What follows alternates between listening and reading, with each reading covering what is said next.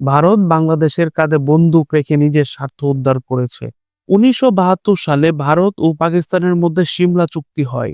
এই চুক্তির মূল কথা ছিল ভারত সব বন্দী সৈন্য মুক্তি দেবে। পাকিস্তান কাশ্মীর ইস্যু সহ অন্যান্য বিষয় শুধুমাত্র দ্বিপক্ষীয় আলোচনার মাধ্যমে মেটাবে। কিন্তু লক্ষ্য করুন, এই চুক্তিতে বাংলাদেশের স্বীকৃতি আদায়ের বিষয়টি সুনির্দিষ্টভাবে চাপ দেওয়া হয়নি।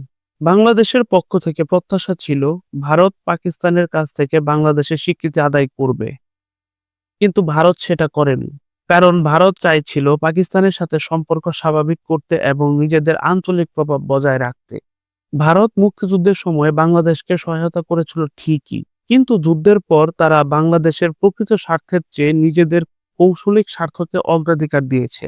বন্দী সৈন্য মুক্তির বিনিময়ে পাকিস্তানের কাছ থেকে বাংলাদেশকে স্বীকৃতি আদায় না করে তারা রাজনৈতিক সুবিধা আদায় করেছে। আন্তর্জাতিক মহলে বাংলাদেশকে সম্পূর্ণ বৈধতা দেওয়ার জন্য যে চাপ সৃষ্টি করার প্রয়োজন ছিল তা ভারত করেনি।